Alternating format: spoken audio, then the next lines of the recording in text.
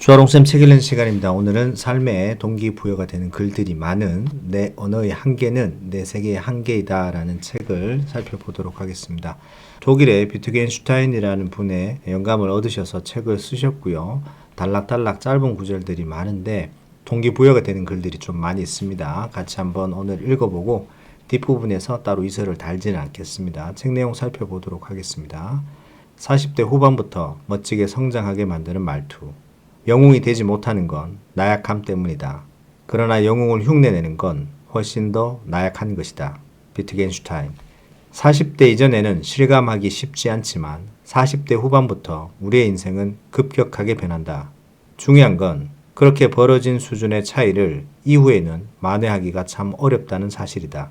이게 중요한 이유는 40대가 지나서 여전히 나약한 내면에 스스로 가진 게 별로 없다고 판단하게 되면 비트겐슈타인의 말처럼 영웅을 흉내내는 삶을 살게 될 가능성이 높아지기 때문이다. 각종 허세와 과장, 없지만 있는 척 하면서 모든 것을 다 가진 사람처럼 연기를 하게 된다. 너무나 불행한 일이 아닐 수 없다. 더 늦기 전에 스스로를 바꿔야 한다. 최소한 40대 이전에 이런 말투를 최대한 습관처럼 사용하는 게 나중에 행복과 성장을 위해 좋다. 첫 번째, 방법은 찾으면 되는 거지. 두 번째, 이건 나라서 가능하지. 세 번째, 노력하면 뭐든 다 할 수 있어. 네 번째, 환경보다 하려는 의지가 더 중요해. 다섯 번째, 괜찮아. 점점 더 나아지고 있어. 여섯 번째, 행복은 내가 만나러 가는 거야. 일곱 번째, 나 정도면 충분하지. 자기 삶의 영웅이란 그렇게 대단한 걸 말하는 게 아니다. 아침에 일어나 자신의 가능성을 믿고 지금 시작해야 할 일을 지금 시작하고 그 과정에 모든 것을 쏟아낼 수 있다면 누구든 자기 삶의 영웅으로 살 수 있다. 위에 소개한 7개의 말투를 나의 것으로 만든다면 그런 영웅의 삶이 조금 더 빨리 찾아올 것이다. 세상에서 가장 나쁜 언어는 가능성을 삭제한 말이다. 훌륭한 반대는 성장을 돕지만 반대를 위한 반대는 비록 그것이 합당한 것이라도 결국 사람을 지치게 만든다. 늘 가능하다는 것에서 시작하라. 노예와 자기 삶의 주인은 바라보는 곳이 다르다. 더는 견딜 수 없게 되었을 때 우리는 상황의 변화를 기대한다. 그러나 이 세상 누구도 가장 중요하고 가장 효과적인 변화인 자기 자신의 태도를 바꿔야 한다는 인식은 쉽게 가지지 못한다. 비트겐슈타인. 당신은 평균이나 상식 이상의 가격을 받는 상품 또는 서비스를 보면 어떤 생각을 하나? 하루는 30만 원이 넘는 케이크가 모두 다 팔렸다는 뉴스 기사에 이런 식의 댓글이 달렸다. 있는 사람들이 사면 상관 안 함. 누가 살까? 쥐뿔도 없는데 SNS에서 척하고 싶은 애들이 허세 부리느라 사겠지. 이들의 댓글이 무엇을 말하고 싶은지 알지만 나는 이런 질문을 던질 수밖에 없었다. 그럼 없는 사람들이 사면 상관할 것인가? 자기 돈으로 척하는 것이 잘못인가? 사실 인생의 대부분은 허세 아닌가? 세상 곳곳에서 이런 일이 일어나고 있다.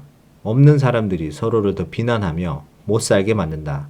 정작 그들은 서로를 위로하고 없는 온기까지 전하며 살아야 하는데 말이다. 하지만 서로 자신이 발목에 맨 쇠사슬이 최신형이라고 자랑하는 형국이다. 자기 삶의 주인은 꼭 뭔가 있는 사람을 말하는 게 아니다. 세상이 평가하는 부의 기준에 맞지 않아도 누구든 충분히 자기 삶의 주인으로 살 수 있다. 방법은 간단하다. 이 사실을 기억하면 된다.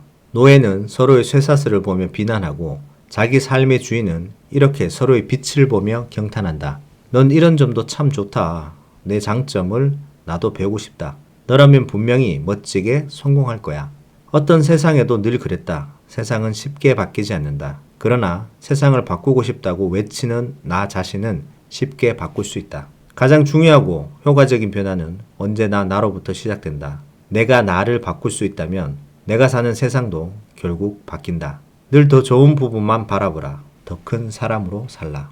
어떤 일을 할 때 동기부여와 믿음은 스스로 주는 것이다. 철학자란 건강한 인식을 얻기 위해서 자기 안에 박혀있는 다양한 사고의 오류를 고쳐야 하는 사람이다. 비트겐슈타인.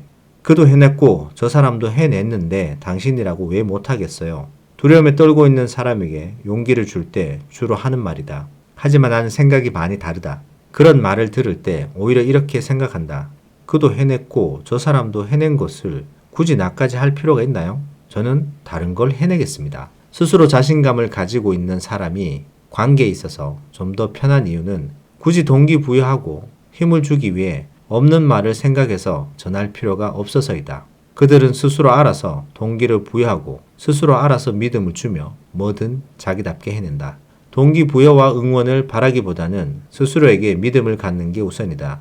뭐든 스스로를 믿어야 시작이 가능하고 그 시작에 빛과 희망이 찾아올 수 있다. 경탄의 크기가 곧 성장의 크기다. 오늘날 우리의 교육은 사색하고 인내하는 능력을 최대한 억누르는 방향으로 흐르고 있다. 나는 나이를 따지거나 직급 등 사람을 구분하기 쉽게 만든 모든 것을 다 버리고 선생님이라는 호칭을 자주 사용한다. 이유는 명확하다. 그에게 뭔가 배울 수 있다고 생각해서이다. 실제로 나보다 아주 많이 젊은 대학생에게도 선생님이라는 호칭을 사용하기도 한다. 그럼 내게 깨달음을 주는 대상이 더 늘어나니 어디에 가든 난 최고의 학교를 즐길 수 있다. 물론 호칭만 이렇게 부른다고 해서 누구나 배울 수 있는 건 아니다. 경탄의 언어가 필요하다. 아래 소개하는 경탄의 언어를 사용하면 그냥 놀라고 지나가는 모든 순간의 깨달음의 기회로 활용할 수 있어서 성장의 크기를 확장할 수 있다. 첫 번째, 이걸 내 삶 속에서도 가능하게 하려면 어떻게 해야 할까? 두 번째, 이거 진짜 궁금하다. 정말 궁금하다. 알고 싶은데 진짜 뭐지? 세 번째, 뭔가 있는데 이거 제대로 할 때까지 이 자리를 떠나지 말자. 네 번째, 제대로 안다면 모르는 사람에게 설명까지 할 수 있어야지. 다섯 번째, 아니야, 요약도 가능해야지. 한 줄로 요약하지 못하면 모르는 거야. 일상의 깨달음을 즐기려면 이처럼 경탄의 언어를 사용해야 한다. 그럼 순간 눈에 보이는 것들이 달라진다. 세상은 경탄하려는 의지에 따라서 전혀 다른 것을 보여주니까. 나는 세상을 다르게 볼 수 있으며 경탄의 언어는 나를 그런 세상으로 이끈다. 아는 것을 쉽게 설명할 수 있고 단 한 줄로 압축할 수 있을 때까지 나는 그 자리를 떠나지 않을 것이다. 어떤 유혹에도 움직이지 않을 만큼 그 공간은 위대하니까. 모든 공간을 깨달음을 주는 지혜로운 학교로 만드는 한마디. 말에는 사전에 실리지 않는 수많은 의미가 있다. 삶의 다양한 장소에서 누군가 무엇을 한 이후 보통은 이런 이야기로 인사를 나누게 된다. 오늘 정말 고생하셨습니다. 모두 애쓰셨습니다. 고생 많았어요. 다들 돌아가서 푹 쉬세요. 물론 상대방을 배려하며 동시에 좋은 마음을 전하려는 의도에서 나온 말이지만 이렇게 말하는 순간 그 공간은 이렇게 정의된다. 내가 고생한 공간, 내가 애쓴 공간, 푹 쉴 정도로 힘들게 만든 공간. 좋은 마음으로 서로에게 들려준 말이지만 이렇게 마음과는 달리 서로에게 좋지 않은 감정과 기분을 전하게 되는 셈이다. 그래서 나는 어느 순간부터 이렇게 전혀 다르게 표현하고 있다. 오늘 덕분에 많이 배웠습니다. 고생하셨습니다. 라는 말 대신에 오늘 덕분에 많이 배웠습니다. 라고 말하는 것이다. 그럼 순식간에 그 공간이 애쓴 공간에서 깨달음의 공간으로 바뀐다. 얼마든지 이런 말로 변주할 수도 있다. 오늘 정말 즐거운 시간이었습니다. 멋진 공간에 초대해 주셔서 감사합니다. 다음 만남도 기대합니다. 이렇게 다양한 장소에 맞게 변주해서 내가 그에게 갖고 있는 좋은 마음을 얼마든지 다정하게 전할 수 있다. 물론 수고하셨습니다 라는 말이 필요할 때도 있다. 하지만 필요하더라도 이렇게 다른 말로 자신의 마음을 전할 수 있다면 그 공간을 순식간에 다른 곳으로 바꿀 수 있다. 깨달음과 배움을 추구하는 인생을 살고 있다면 더욱더 오늘 덕분에 많이 배웠습니다 라고 말하는 게 좋다. 기업가, 예술가, 자영업자 등 수많은 직종에서 멈추지 않고 성장하는 사람들을 만나 가장 놀란 부분이 바로 이 점이기도 하다. 그들은 늘 배움의 자세로 상대를 만났고 서로에게 들려주는 언어 역시 배움의 언어로 가득 채웠다. 세상과 사람에게 원하는 게 있다면 그 원하는 것에 맞는 언어를 들려주라. 우리는 세상과 사람에게 주는 것만 다시 돌려받을 수 있다. 애쓴 공간이 아니라 배운 공간이라고 말하면 그 공간은 깨달음이 마르지 않는 학교가 된다. 덕분에 많이 배웠습니다. 라는 깨달음의 언어를 습관처럼 인사로 나누면 모든 것이 바뀐다. 자, 오늘은 여기까지 하도록 하겠습니다. 말의 중요성에 대해서 알려주고 있습니다. 굉장히 동기부여가 많이 되는 글들이고요.